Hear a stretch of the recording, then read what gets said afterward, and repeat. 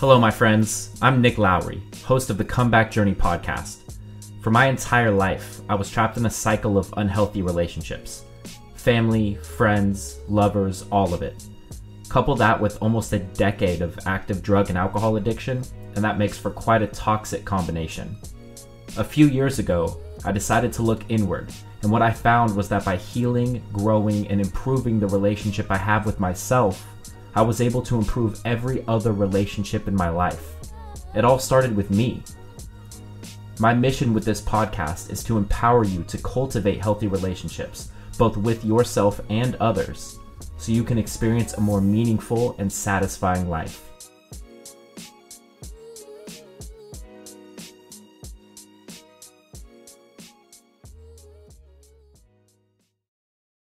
All right, my friends, welcome back to the Comeback Journey podcast.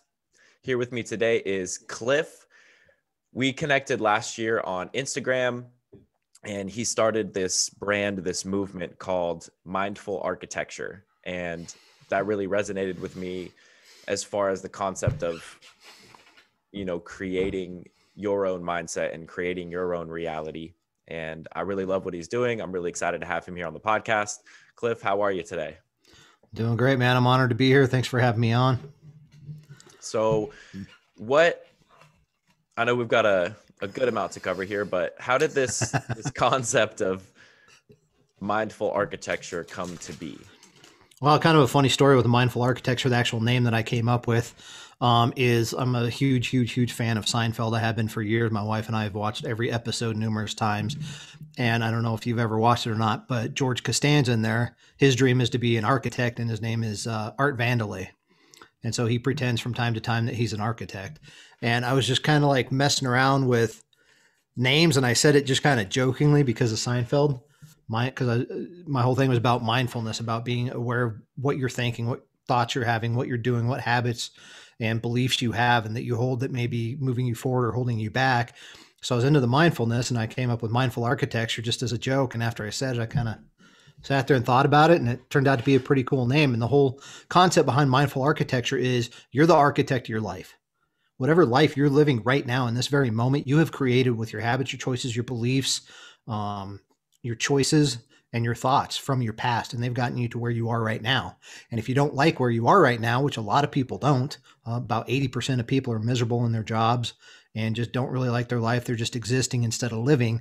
And if you're not happy where you are in your life right now, it's up to you to change it, because nobody's going to come and save you. Nobody's going to come and rescue you and hold your hand. I always say on some of my videos that there's no dream fairy that's going to magically show up in the middle of the night and be like, oh, your life sucks. I'm going to give you, here's your dream right here. I'm going to bring it to you. No, you got to put in the work. You have to change your mindset. You have to change the thoughts that you're having each and every day. You have to change what you're allowing into your mind every single day.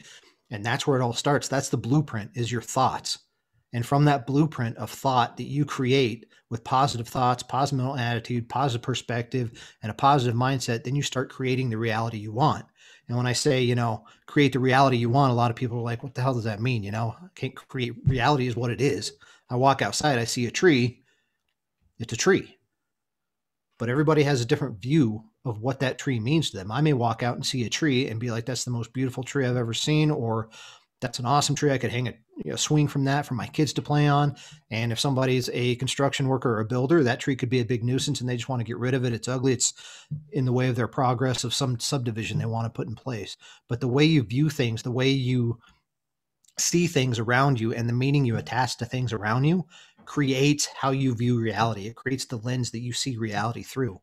So if you're unhappy, you're dissatisfied with life, you're disgruntled with life, you think life sucks and life's just working against you, then by changing your mindset, changing your thoughts, changing your habits and beliefs, you can start to change the way you view the world, and your whole life is going to start to change. So essentially, creating a perception of the world that is in your best interest is a way to escape an existence in which you are not fully living. Exactly. Yes. Okay. And everybody has that ability. Everybody has that opportunity to do that in their lives. And a lot of people don't even realize they have this opportunity or that they have this ability within them to change their life so dramatically. And let me give you an example, because everything I talk about, everything I teach, everything that I make videos about comes from my own life. I didn't take courses to learn all this stuff. This came from living it. I've been through all this stuff and I've learned the lessons that life is trying to teach me. And now I want to teach them to other people. And that's what I'm extremely passionate about. I was a firefighter paramedic for 19 years, and that career came to an end, in 2011, beginning of 2012. And it was time for me to move on. And I had no idea what I was going to do. I had no backup plan. I had no safety net. I didn't have any savings, and I had to provide for my family. And that's the only thing I'd done for my adult life. So I had no idea like what the heck I was going to do now. And I started looking at similar careers, but my heart really wasn't in that anymore. I needed something different. Well, out of necessity to provide for my family, I got a job in the oil field. A friend of mine worked in the oil field. To be honest with you, I didn't even know the oil field was that big in Colorado. But he got me a job in the oil field, and I worked out in the oil field for about 4.5 years. And to be honest with you, I hated it. I didn't like it at all. It's not for me. I have a ton of respect for people that work out in the oil field, but it just wasn't my path. I didn't have any kind of passion towards it. It was up to me. But I worked out there. I did it because I had to do it at the time to make ends meet. But I found myself out there in the oil field at one time where I was a facility manager of a water disposal site. And the oil field started going downhill. They shut my site down and I got moved to another site. So now I'm at another site. I'm not the manager anymore. I'm working for somebody else. And I was miserable. I was away from home for, 12 hours a day. When I was the manager of my own site, I was gone for a week at a time. I'd only see my wife and kids on the weekends. But when I got moved to this other site, I'd drive back and forth, but that was still, hour or so drive one way. And here's where I was. This is the negativity I had, which everybody gets stuck in. Like I said, about 80% of people right now, or probably more now, are unhappy in their job. They're just doing it because that's what they think they have to do. They need to do. They have to pay bills. They have to make ends meet. So they never follow their passion. They never follow their dreams. So I'm out there. I hate my job. I hate my boss. I hate the drive to work. They're not paying me enough money. I don't care about the oil field at all. So I am just negative, negative, negative, negative all day long. And I got sick and tired of being negative. And I had been starting to listen to personal development CDs and stuff on my drives out there, trying to find anything that would change my life and make my life better. And I was driving out there and got to work one day, and I'm sitting out there on the oil pad, and I'm just like, this sucks. My life sucks. All that negative stuff I just mentioned just keeps running like a circle in my brain, making my life more miserable, more miserable, more miserable. And I finally told myself, stop. I have two ways I can look at this. I have a choice. Every single person, I have no idea where I was going with that, but that's okay. Every single person in this world has a choice of how they're going to view the world, how they're going to view their life, and what perspective they're going to take on things. And I could keep focusing and keep running around in my head, all that negative stuff that I just mentioned. I was tired of that. So I stopped myself. And I started forcing myself to pay attention to those thoughts. And every time those thoughts would come in, I would make myself stop. I would literally say, either in my head or out loud, stop. Negative thought, bad thought, first thought wrong, whatever you want to say. I'd say, I have a job. I'm making money. I'm able to provide for my wife and kids. I'm thankful that I'm alive right now, because I went through a lot of other stuff that maybe we'll get in later, that I'm lucky to be alive right now. I'm very grateful to be alive right now, but I have a job. I could be unemployed. I'm able to provide for my family. I can put food on the table. I'm able to put gas in my truck. There's a lot of people that would love to have the job that I had. And there I am sitting in misery because it's not what I wanted to do, but it's what I had to do. So just by stopping myself when I had negative thoughts and focusing on something positive and something that I was grateful for, truly grateful for, like having a wife and kids that support me being gone for a week and only seeing them on the weekends, very supportive wife and kids, I started to change, and it changed my life forever. And it set me on this path that I'm on now. And slowly over time, and it didn't take that much time, because I started seeing the benefits of everything I was going through. That job was temporary. I wasn't going to be in that job for the rest of my life until the day I died. That was a temporary place that I needed to be in to learn these lessons and to grow and change my mindset. And so I made that change. I put in the work. And I stopped myself every time I had a negative thought, focused on something positive, focused on the gratitude and all the things in my life that were going right. And that started to change my mindset, and my whole entire life started to change and kind of led me to where I am now. So everybody can change their mindset. They just have to be willing to do the work.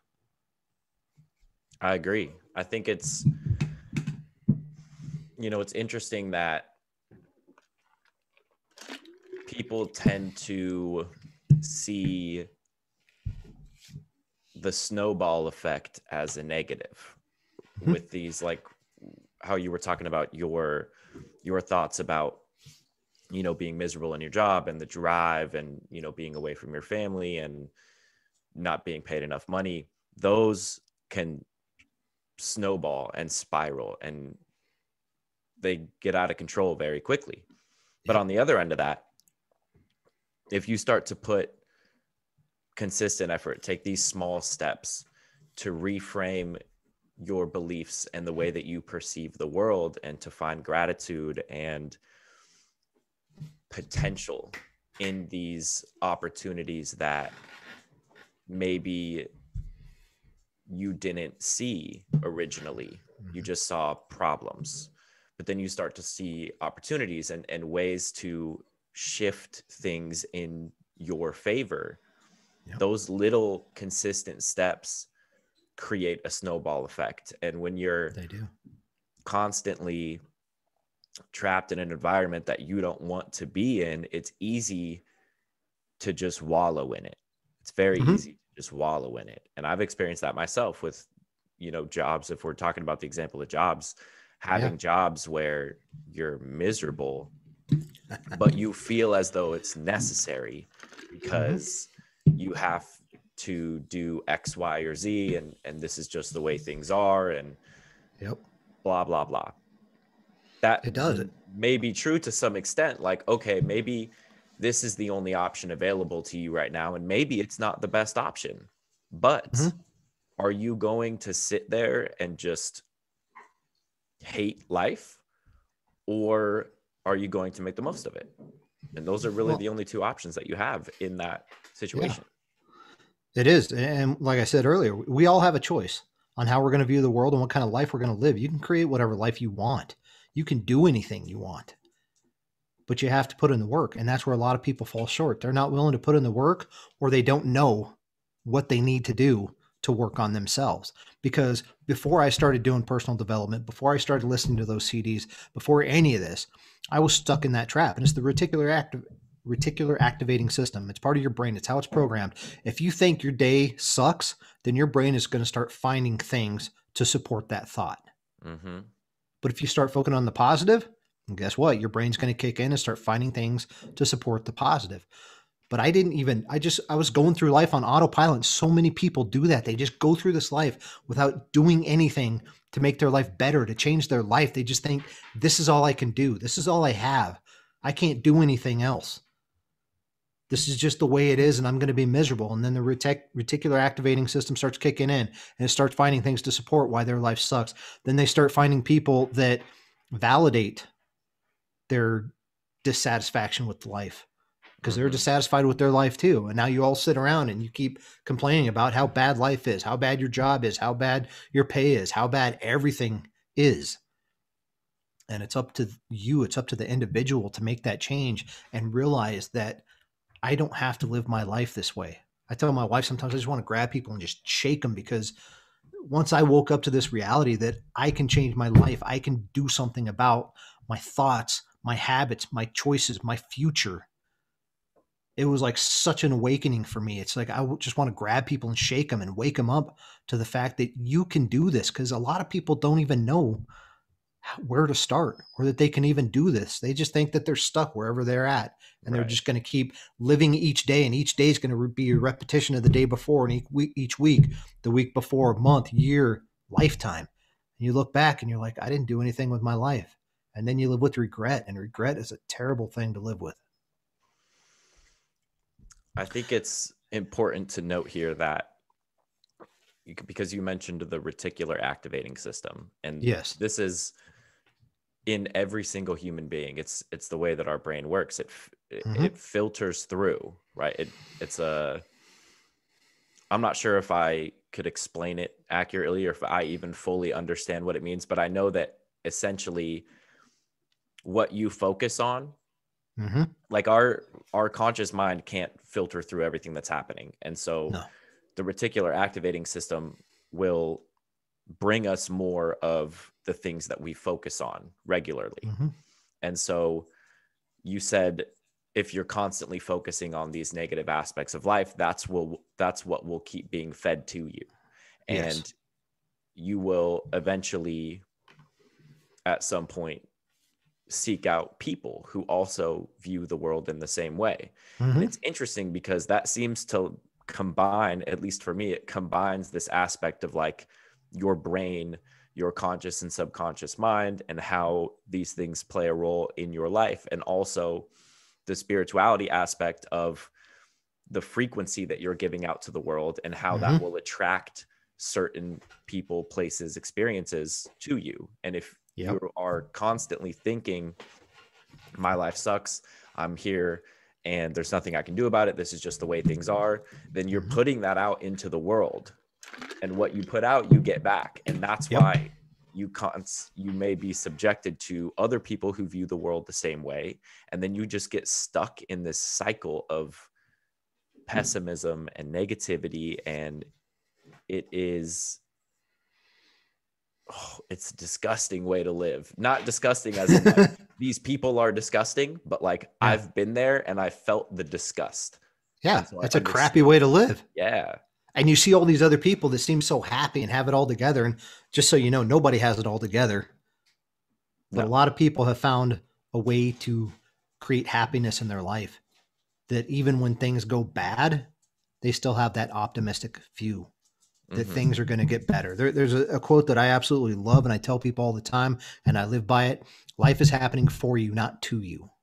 But a lot of people live it the other way.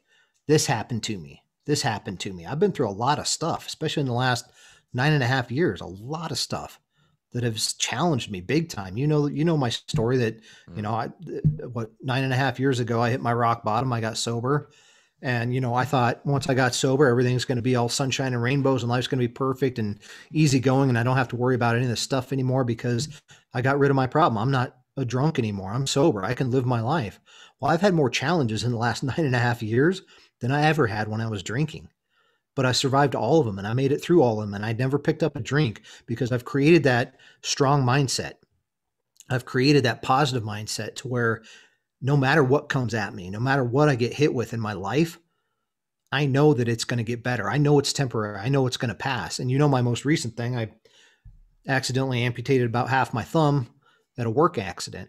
I was at work one day with a bandsaw cutting some steel and turned for just a second. And just like that, my life changed. Just lost half of my thumb. Now I got to deal with that. That was a challenge. It was a big challenge because I couldn't work for a couple months. I couldn't even go into the shop and do anything. I pretty much sat at home trying to heal up for 2 months. And it was difficult.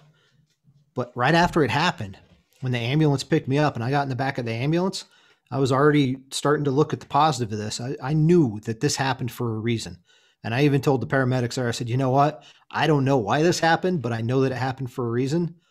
And I'm going to keep looking for it. And I'm going to find that reason. And if you look hard enough, every single challenge, hardship, failure, difficulty, disappointment that you have in your life is teaching you something. Life is not meant to break you down. It's not meant to beat you down and make your life miserable. We do that to ourselves because of how we respond to the things that happen to us. That word to us, they're not happening to us. They're happening for us. Every single one of those things I just mentioned, every challenge, hardship, failure, and on and on and on, they all have lessons. They're all teaching you something. They're all pointing you in a certain direction in your life. But if you're not paying attention, if you're just reacting to the hardships of life as a victim, then that's what you're going to find. What you were talking about earlier, whatever you focus on, you're going to find more of. If you focus on the victim mentality of why is this happening to me? Why do I have to go through this? Why is life so hard? Why does my life suck? Guess what? It's going to suck because that is what you're creating. That is the energy you're putting out in the world. And that is what you're teaching your mind to look for. There's sorry, you know from talking to me before that like I'm very passionate about this. And once I get talking, I can talk. I can talk a lot. So cut me off anytime, man. Yeah, anytime. yeah. This is good stuff. There's a few things that you said, one of which is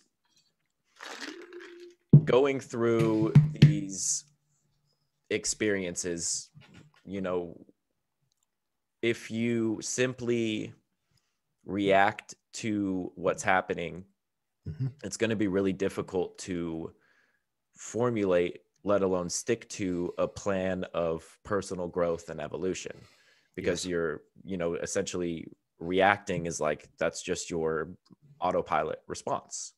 Yeah.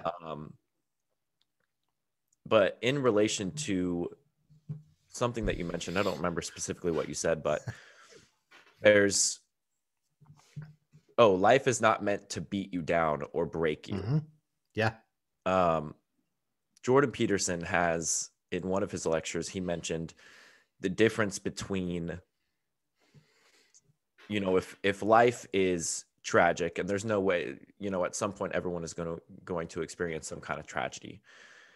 There's a way to have tragedy simply be tragedy and not absolute hell. And the difference between tragedy and hell is the way that you respond to it. And the example that he gives is like, if you, let's say you and your siblings are, you know, you're adults, and something happens to one of your parents, and your parent is laying on their deathbed. And there's two ways that this can go. And the first is that because you and your siblings aren't able to face this tragedy with a sense of purpose or understanding of some sort, you're all standing around the bed arguing and yelling at each other and making an awful situation even worse. Yes. And that would be the hell aspect of that. Whereas on the other end of it, if you have your life in order in some sense, you can show up and be a pillar of strength amongst the chaos. And that's where you just simply suffer the tragedy and learn and grow and continue on in life. And that's just the way it is. Things happen. Yeah. And that's why I'm so big on perspective. I'm huge on perspective, because that's a perfect example right there. Two people, same family, it could be brother and sister, show up, their parents on the deathbed. One is going to look at, it's a sad thing. I'm not discounting that at all. Okay. Everybody dies. Okay. And I'm not discounting how sad and tragic that can be. But one person comes to it and says, this is the worst tragedy that's ever happened in my life. I'm never going to be the same. Life sucks. And I can't believe this is happening to me, which it's something they have to experience in life. But the other person's the one on the deathbed, not them. But that's how they're choosing to view it. The other one shows up and says, you know, this parent was the best parent in the world. They taught me everything I need to know to survive in this life. They had a kind heart. They loved me with everything they had. And I'm so grateful that I had them in my life, that I got to experience my life with this person, and that this person is who was chosen to raise me, that this is my parent. And I'm very sad to see them go, but I'm going to remember the good. I'm going to remember everything they taught me. I'm going to remember all the good moments that we had. And this is going to be a cherished moment that I will carry with me the rest of my life, because I have that gratitude. I have that love. I have that appreciation for life. And they're able to be there for that person as they move on. They're able to be there for the other person as they deal with the tragedy and worst thing that's ever happened to them in their life. And I'll give you another example about perspective that's kind of along the same lines, completely different scenario, but kind of along the same lines. And I think we've talked about this one before. Perspective is huge. The way you choose, I think I said it earlier, but how you choose to perceive things, the view you take on things and the meaning you attach to them is going to determine how you feel about something, and how you feel about something is going to determine how that whole entire event shows up in your life. And I do want to point out real quick before I get into the story is, you know, there's a huge, you talked earlier about reacting and responding. And a lot of people don't even take the time to realize the difference between those two, but it's massive. A reaction is a knee-jerk thing. It's like, this is the way I've always done it. Right. Somebody cuts you off in traffic, you get pissed off, you yell at them, they can't hear you, they just go on about their day. Now you're all pissed off, you're red in the face, and your whole morning is ruined because you got in traffic and somebody cut you off. Okay? Maybe that person cut you off because there's an accident ahead and, they just saved your butt from getting in that accident. Or, in the grand scheme of things, somebody cutting you off in traffic happens like that, and it's over, it's done, but people carry that with them for the whole entire day. And I love the scenario that says, I don't remember the exact number. There's like 1,443 minutes in a day or something like that. I don't remember the exact number, but if I gave you $1,443 and somebody stole $10 from you, would you throw the rest out? Right. Yeah. I've heard No. this before too. Yeah. No. So you have 1,443 minutes in your day or whatever the number is. Somebody cut you off in traffic. That lasts like 2 minutes. Are you going to throw the rest of your day away because somebody took 2 minutes from you? No, you still have the rest of your day. But the example I was going to get into real quick that I was going to talk to you about is I did spend a little bit of time as a corrections officer working in a jail. And I got to sit around. I got to talk to the inmates a lot. And I absolutely loved sitting around talking to the inmates. I believe that if you treat people like human beings, they're going to act like human beings. And that's the whole philosophy I had when I was working in the jail. I love police officers. I love cops, got a lot of respect for them, but I didn't have that quote unquote cop mentality of, when I was going through my academy, wow, I can't talk. Sorry.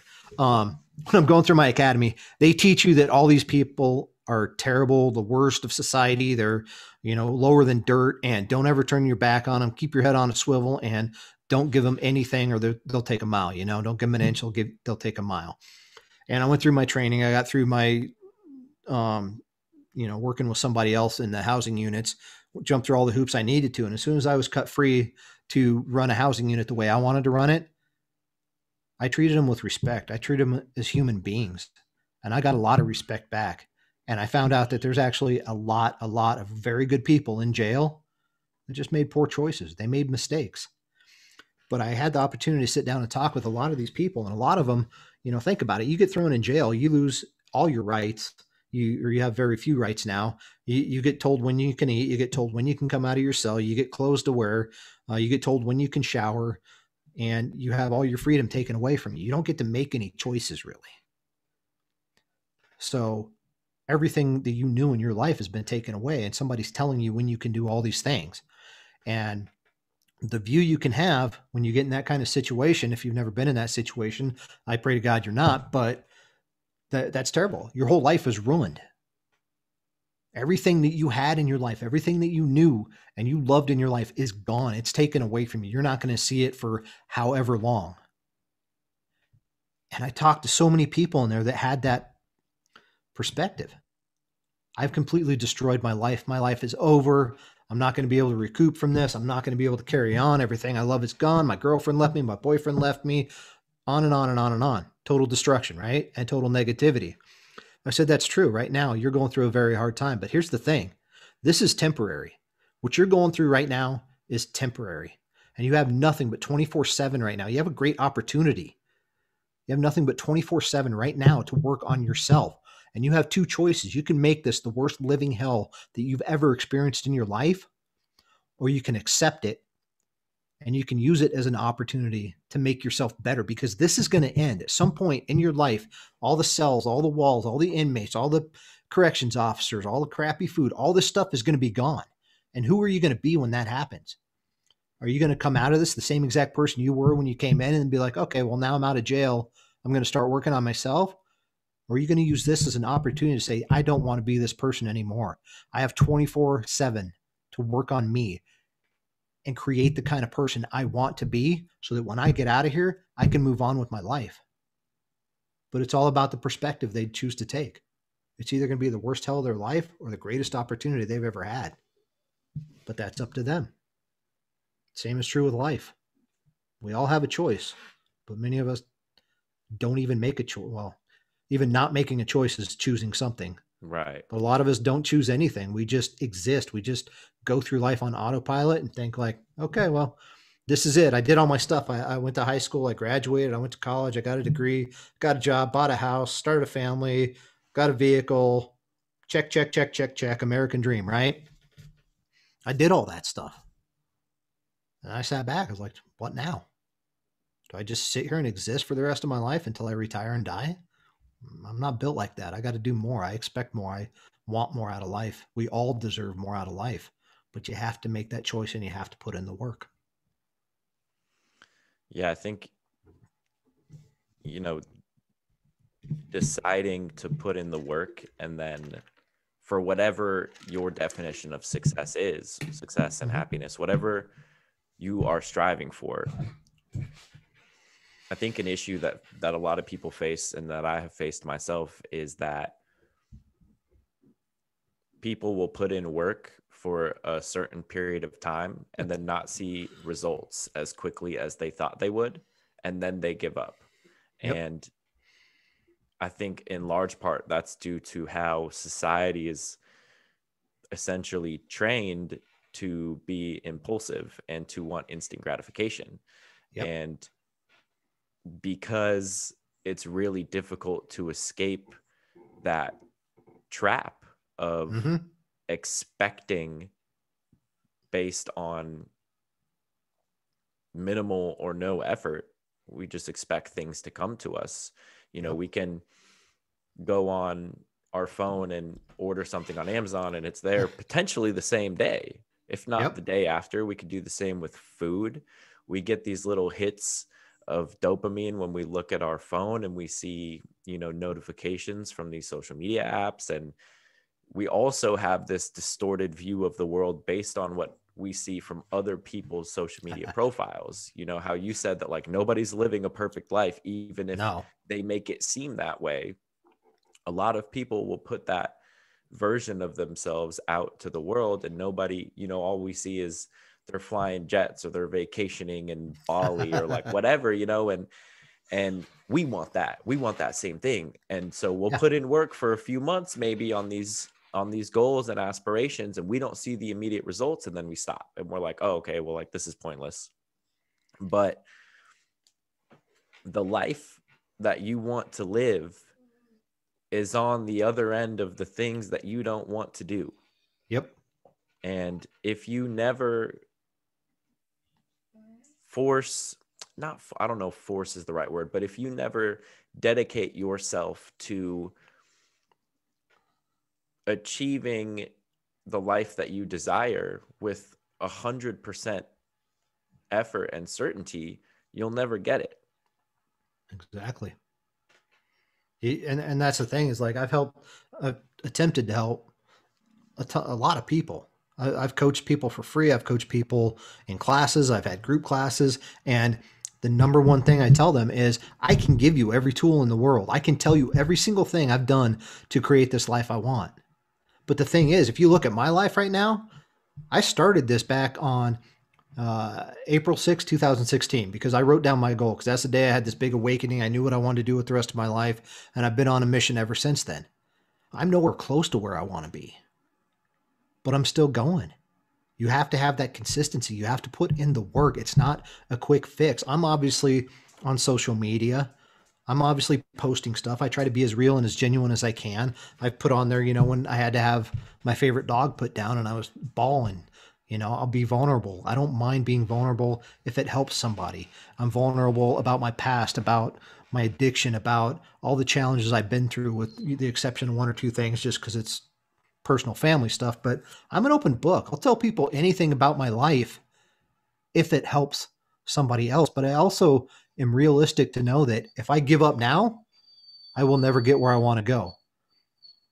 But if I keep putting in the work, little by little, I will get there.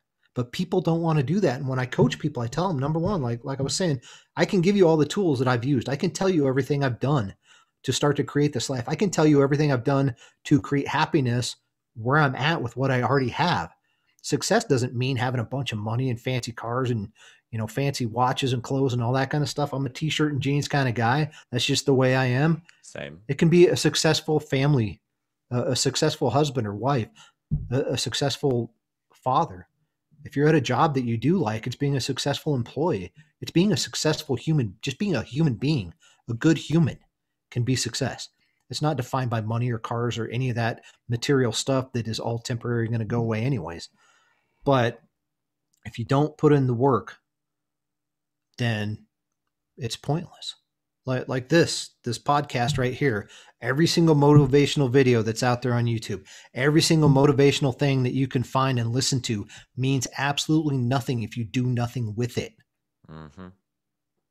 If you're not willing to do something with that stuff that you get, with that knowledge you're putting in your brain, if you listen to it and you get a fire inside you and 10 minutes later it's gone and you're sitting on the couch eating Cheetos watching Netflix, then you haven't learned anything because you're not willing to put in the work. And that's the biggest downfall I see of people. And it's not their fault necessarily. They just don't have anybody holding them accountable, number one. And number two, they're too comfortable. It's the comfort zone. It's the amygdala pulling you back down into like your comfort zone. And if you don't know what that is, that's part of your brain that helps keep you in your comfort zone. Every time you try to do something new and you feel scared, that's the part of your brain that kicks in to try to tell you, no, we're not going to try that. And the best way I've heard it described is just like a thermostat. If it's 75 in your house and it starts getting up towards like 80, then the air conditioner is going to kick in and pull you back towards 75. If it starts getting too cold, then the heater kicks in, that's your comfort zone.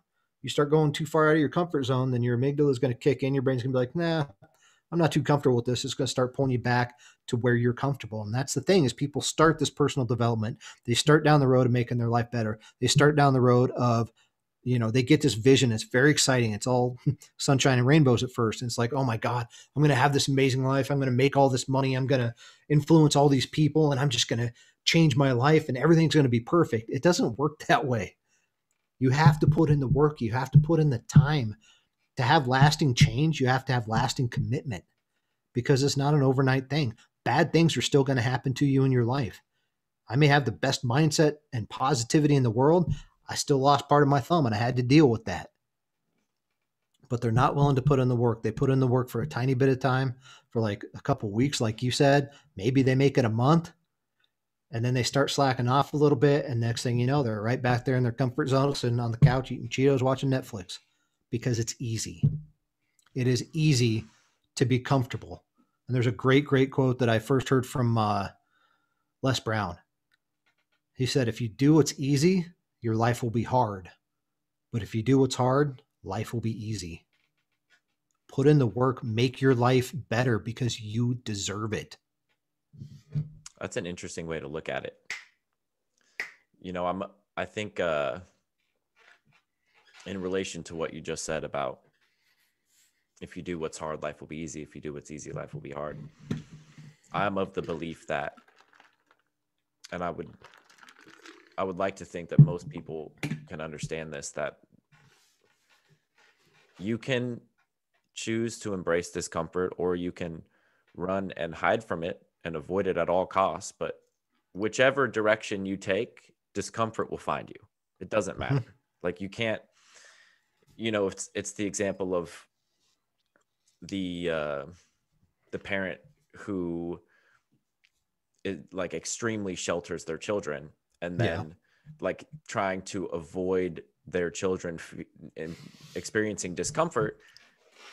And yet that will cause them discomfort because they're not equipped to deal with the world. Yeah. And they get out in the real world and it's just right. And so whether or not you choose to embrace discomfort and learn from it or avoid it, you're going to experience it. And so what side of that spectrum do you want to be on? If you continually seek out things that are uncomfortable, things that are going to test you, that are going to challenge you, you will be better equipped to deal with things when they happen unexpectedly, like the example of your thumb. Like if you just went through life, like let's say you were still in this, miserable mindset working at the oil field and this epiphany never reached you, in the example of your thumb like that, if you were still in that mindset, you would probably be, who knows, but like, it seems likely that you would just be wallowing at home in your own misery. Yep. And that's, I would be, I can tell you, because I know who I was before I got sober. And if I was still that person, if I was still the person I was before I had this epiphany, before I started changing my mindset, before I started putting the work into myself, I may have gone back to drinking. I would have definitely gotten very down and depressed. I would have been disgruntled. I would have been pissed off at everybody, pissed off at the world. And I'm not an angry person by nature, but you know, you can only take so much. Right. But the thing about that is you can only take so much. If you look back on your life, every single person that's listening to this, watching this, you know, look back on your life. Your success rate's 100%. There's absolutely nothing in your life you have not survived. So every time you think that you've had enough and you just can't take any more, it's temporary. You're going to survive it. It's going to pass. You're going to get through it. But that's only if you choose to, because the longer you hold on to it, the longer it's going to haunt you and the longer it's going to weigh you down. I don't know if you ever heard the example of a glass of water, not the optimistic thing about half full, half empty. But before I'll tell you that real quick. I'll share it with everybody in case they haven't heard it, because I love it too. I got all kinds of like quotes and analogies just because I've been doing this for a long time. I got all kinds of stuff running around in my head. But something you said about the discomfort, it's a quote that Jim Rohn said. And I love this quote too. And think about it. If you want a better life, we all have to suffer one of two pains: the pain of discipline to create that better life, or the pain of regret. Oof. Mic drop. Two choices. But the glass of water analogy I have is, let's see. Okay, so I've been sitting here drinking out of my water bottle, so it's about half full. I take this water bottle, I hold it out in front of me. Not too bad. It maybe weighs like a pound, if that. Okay, it's not that heavy. Hold it there for 5 hours, 5 days, a week, a month, a year.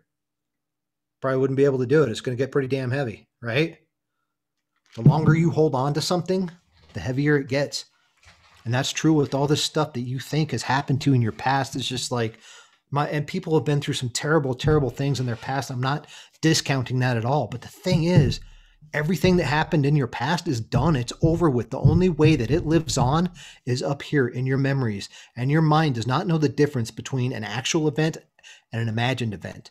And if you're constantly, every single day, reliving this event that happened 10 years ago, 15 years ago, 20 years ago, even 2 years ago, what you're doing is bringing that past moment into the present. And by doing that, you're not able to enjoy the present. Deal with the way that I deal with my past and the pain from my past, because I've done some really stupid things in my past, and I've hurt a lot of people in my past. But like I said much earlier in this podcast, every single challenge, hardship, failure, disappointment that happens in your life is teaching you something. So I went back to a lot of the stuff that happened in my past. I went back to a lot of the stuff that I did, the choices, actions, habits, beliefs that I had that hurt me or hurt other people. And I looked for the lesson in it, because every single thing from your past is teaching you something. And until you learn the lesson from it, hold on to the lesson, let go of the pain, and quit reliving it in your mind every single day, it's going to haunt you, and it's going to become so heavy that you can't carry it anymore. That's just a little quick key to, like, that's how you put things down from your past. It doesn't mean the pain magically goes away and you're just like, cool, I learned a lesson, pain, check, done. It takes time. It takes work, like we've been talking about. It's a constant thing that you have to do. All this stuff I told you about that I did out in the oil field to change my mindset doesn't mean that I don't get negative thoughts. It doesn't mean that I don't have bad days. It just means that I've chosen, because we all have a choice, I've chosen to take a different perspective on life. I've chosen to take a different perspective on my thoughts, and I pay attention to my thoughts. And when I get a negative thought, I have the tools in place and the mindset in place to not react and take a step back and be like, okay, that was a bad thought, or that was a bad moment in my day. Doesn't mean my whole day is ruined. Doesn't mean everything's ruined. I can respond instead of react, because you learn how to take that step back and not just boom, react to every single thought that you have or everything that happens to you. You learn to respond the way you want to respond, rather than just reacting the way you've always reacted in the past. If you do the same thing you've always done, you're going to get the same thing you've always gotten. That's over true. And over and over again. And I think that we are if we experience certain things and we continually react in the same ways that we've always reacted, we will continue to experience the same things over and over again until we learn the lesson that we were meant to learn. And by ignoring these lessons and the answers that are presented with us, like whatever questions we have, the answers are there. Any situation that we feel uncertain of, or any experience that we don't quite understand, the answers are there. Yeah. We just have to be we have to be willing to see what's around us rather than what is just directly in front of us. And that's the perspective thing, is being able to learning how to better navigate situations in which we don't fully understand. And the reasons may not be presented immediately, maybe ever. I mean, it's a potential that these, things happen in life, and maybe we never fully understand them. But if we choose to ignore that there is a reason, even if we don't know what the reason is, then we are doomed to repeat these same scenarios and lessons and encounter the same types of people over and over and over again. And then you're right, at the end, you're left with regret and misery. And, I used to, this was, I don't know, 10 years ago, I worked as a waiter at a retirement community. And it was immediately evident which of the residents were okay with the way their life turned out and which were not okay with the way their life turned out. And it was, you could see a lot of regret there, just emanating from them, and there were some people that they're enjoying themselves. They're in their 80s. They're just hanging out. They're in San Diego. They're in this, nice as a retirement community could be, but they're okay. They're hanging out. They have their little apartment. They got their balcony. There's a pool. They get to see their friends every day, and then there's the people that are just miserable. And that's, that's a perfect example of like what I was talking about with the jail. Okay. At some point in our lives, that time is going to come for every single one of us, that we get old, that we're sitting in a retirement home, or we're sitting in the hospital on our deathbed, or we're, old at home and can't take care of ourselves or whatever. It's too late to do anything about it. How are you going to look back at it? Who do you want to be at that point? Do you want to be the happy one that's like, man, my life was good. I did all the things I wanted to do and game on. That was awesome. Now I'm just going to enjoy thinking back on all those good memories, or sit there with regret, knowing that you never did what you wanted to do and never took a chance. And now there's not a damn thing you can do about it except wish that you had. And here's the thing, just plain and simple, being blunt, we're all going to freaking die. So what do we have to lose? We're not going to be here forever. This is the only chance we get at this. Take chances, take risks. You got nothing to lose. At the end of this whole journey, we're all going to die anyways. Live your life, enjoy your life, have fun with your life, and work on yourself and create the life you want rather than living a life that somebody else created for you. I love that. Especially the part of, a life that somebody else created for you, because we adopt these belief systems as children from the environment that we're in, from our parents and our teachers and the school systems. And, it's a process that one must go through, in my opinion, when they become an adult or at whatever age. That we have to unlearn some of the belief systems that we adopted when we were young, and then relearn what best suits the life that we want and the person that we want to be.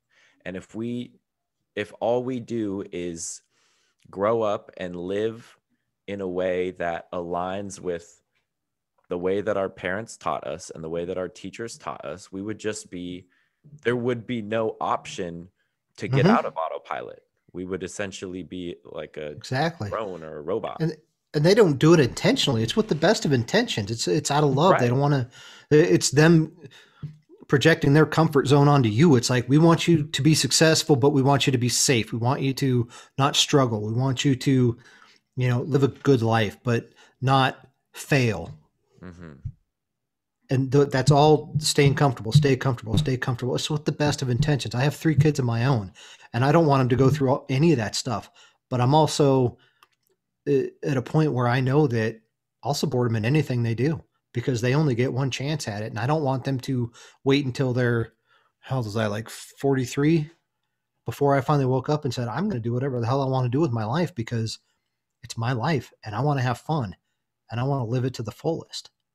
I want them to do that from the get-go, and I'll do whatever I can to help them do that. But that's exactly true. That we are brought up that way, to play it safe, to all the stuff I just listed off about the checklist of, go to high school, go to college, get a career, get a job, get a house, get all the American dream checklist is designed to create people that live their life on autopilot. And if they never ever question it, then they're going to live their entire life on autopilot, retire, and be one of the disgruntled elderly people like you were talking about. Or at some point in their, it's the Matrix. or at some point they're going to wake up and they're going to be like, oh my God, I have all these dreams. But this is why over 80% of people hate their jobs, because they wake up, or maybe they never wake up and realize this. They are helping somebody else live their dream. They're living someone else's dream. Whoever owns that company you work for, they had a dream and you're a part of it. And that's fine. People have to make money. I get it. But every single person, I believe this to my core, that every person has something special in them that they're meant to bring to this world.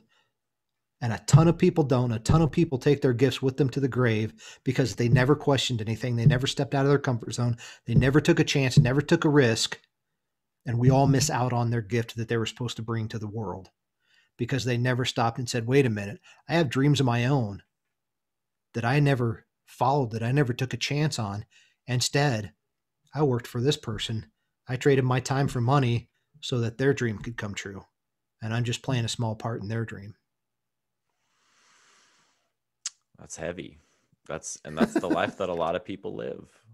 And there's nothing. I lived that life for years.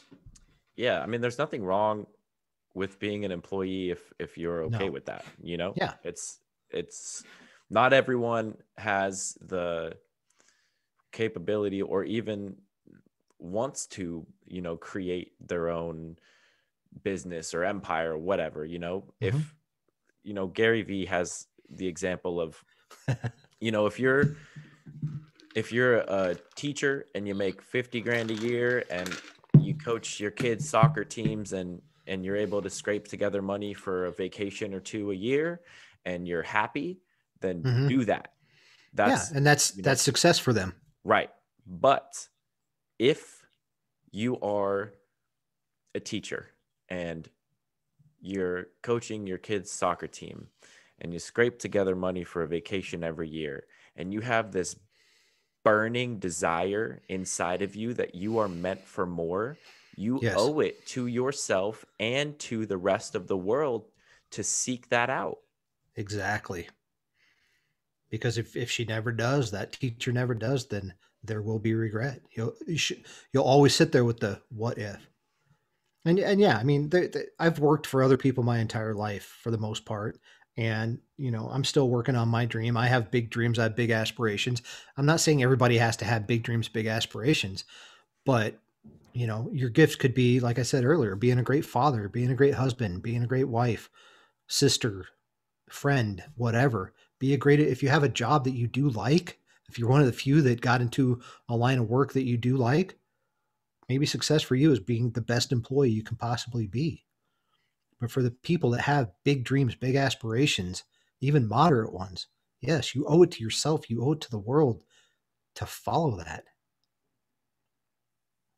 because Beautifully said. you don't get to take it back. There's no rewind. There's no do over. This is it. So what are you going to do with it? And that it's funny. I started laughing when you brought up Gary Vee, because, there's a video of his out where a lady walks up to the side of his car and he rolls down his window. She's like, "Hey, Gary Vee, what's up, man? Give me some inspiration. Give me some advice." And he looks at her and says, "You're going to die." She's like, "What?" He goes, "You're going to die." Is like a recent video, right? Yeah, he just put it out. I think it's been out for a while. Actually, maybe he may have reposted it, because I swear I just saw this on his page a couple days ago. And it caught her off guard. She's like, "What?" He goes, "You're going to die.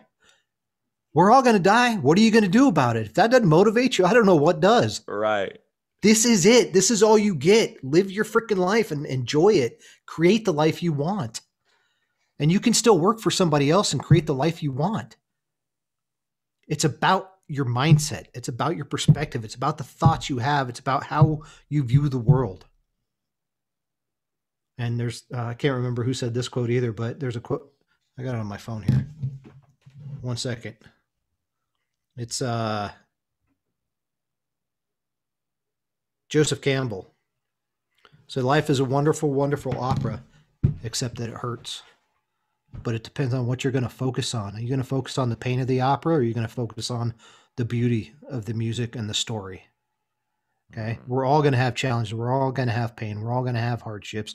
We're all going to have failures. But are you going to miss out on the beauty of life because of that? Because that's not the totality of your life. That's something that happens. That's something you need to experience in your life. And that's something that's working for you. But you choose the meaning and the perspective that you take on every single thing that happens in your life.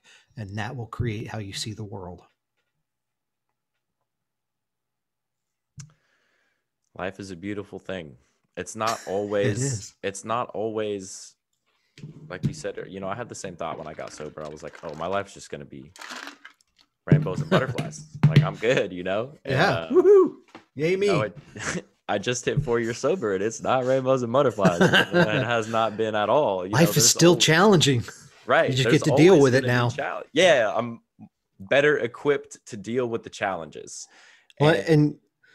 Sorry, go ahead. You're good. No, I was going to say, because I mentioned failures in there, and I've mentioned failures a few times, and just my little perspective and my philosophy on failures is the only true failures we have in life are the ones we fail to learn from. Other than that, failures don't exist. They're lessons. Right. I agree. It's, these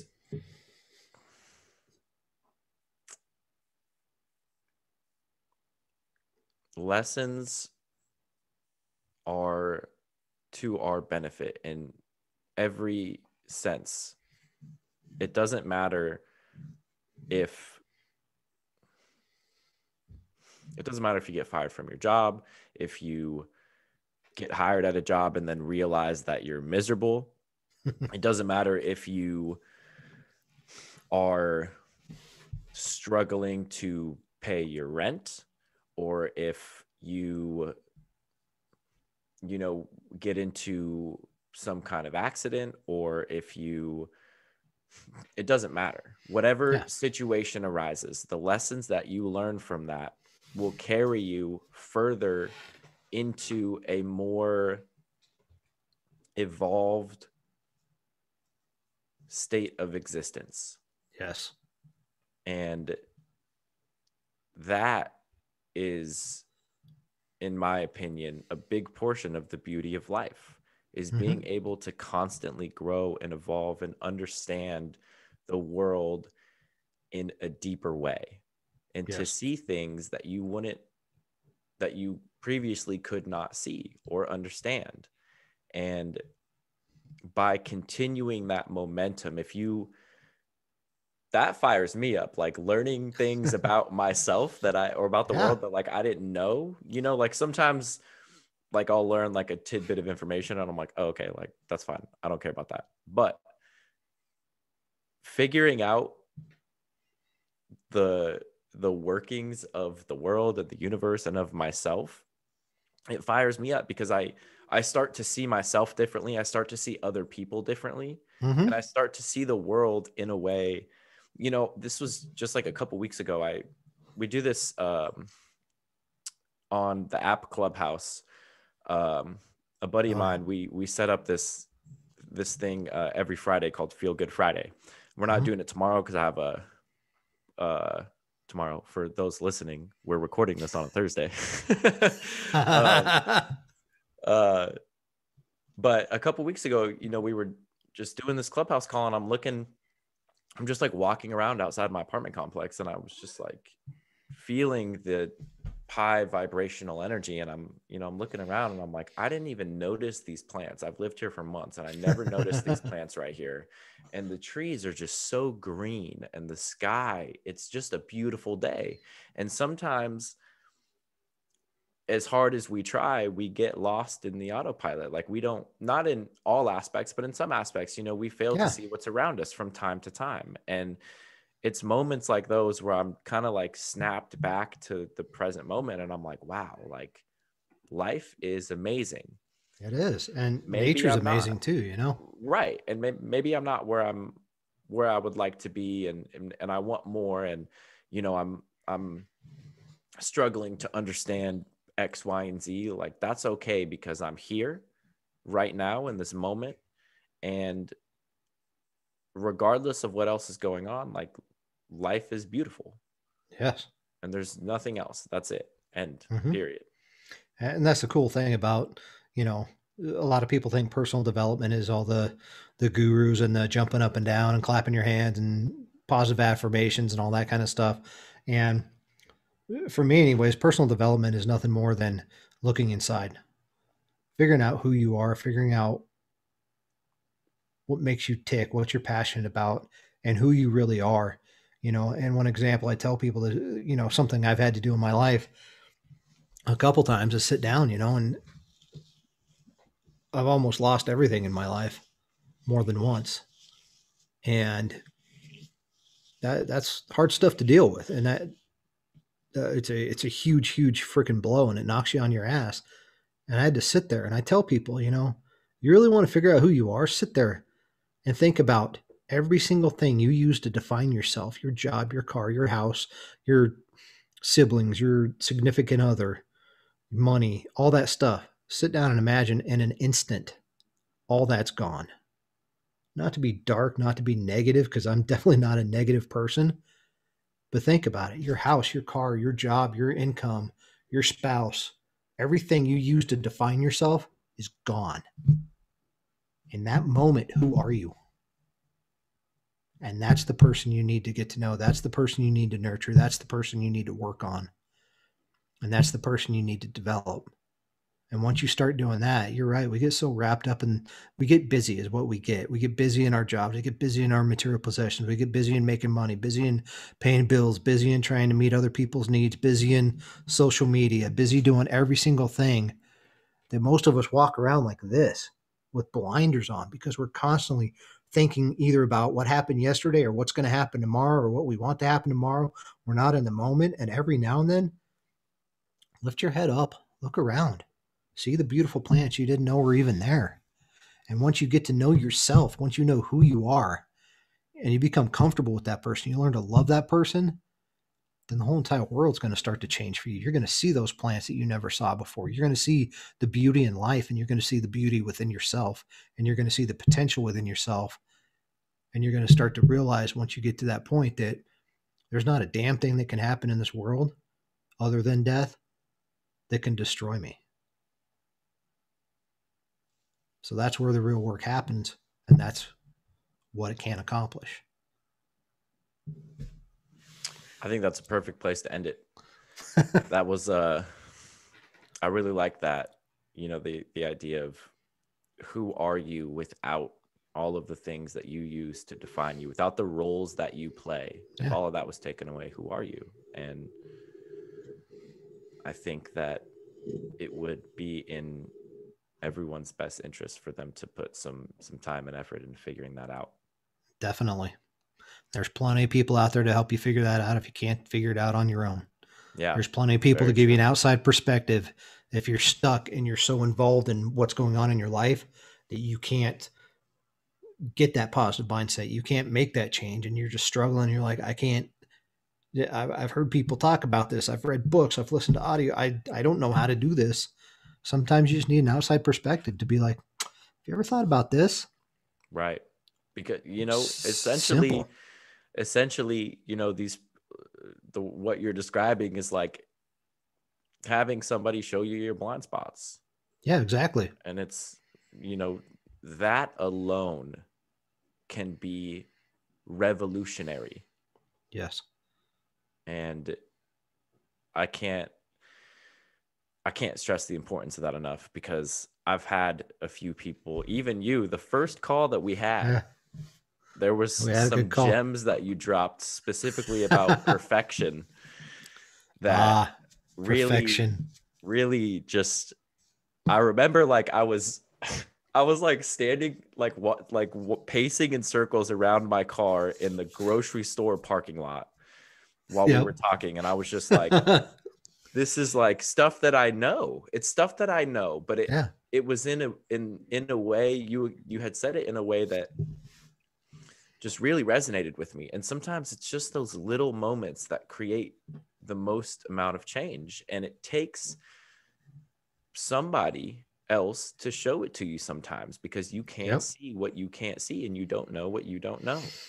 Yep. And I'm very grateful to know you as a person, and I'm grateful that you are pursuing this path of life, because it suits you, and and I believe that it will have a massive impact on the people. I mean, you have an impact on the people that you come in contact with. And if mindful architecture continues, which I'm sure it will, there's no limits to what this can do for people as a whole. And so I'm just very grateful that we were able to have this conversation, and that you exist, and that I exist, and that events in life let us enjoy that. Enjoy existing. Yeah. I'm very grateful that you had me on here, and I'm grateful that we met, and there's no coincidences. There's a reason we met, and I'm happy to be here. And I'm just a guy trying to help other people live better lives. So however I can help people out, that's it. Humble help AF. People. Okay. So where can people find you if they want to get in contact with you? On Instagram. Place? Instagram is at mindful_architecture. Facebook is just mindful architecture. And my website is themindfularchitecture.com. And you can email me if you need to talk, get a hold of me, any of those platforms, or you can even email me at the mindfularchitecture42@gmail.com. There we go. Ladies and gentlemen. Too many of those in there. Thank you. Mindful architecture. All right. We're going to wrap it up. Thank you again for being here. And thank you.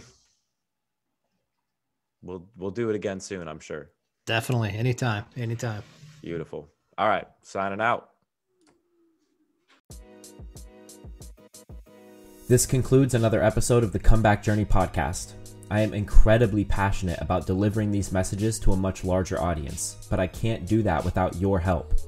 If today's episode resonated with you, it would mean the world to me if you shared it. Whether that's sending the episode to a friend who needs to hear it, or by taking a screenshot and letting me know what your favorite part was by tagging the Comeback Journey on your Instagram or Facebook story. Instagram is @_the Comeback Journey. Facebook is simply the Comeback Journey. I reply to each and every one of you who spreads the word and supports what this brand represents. Thank you, and I'll see you all next time.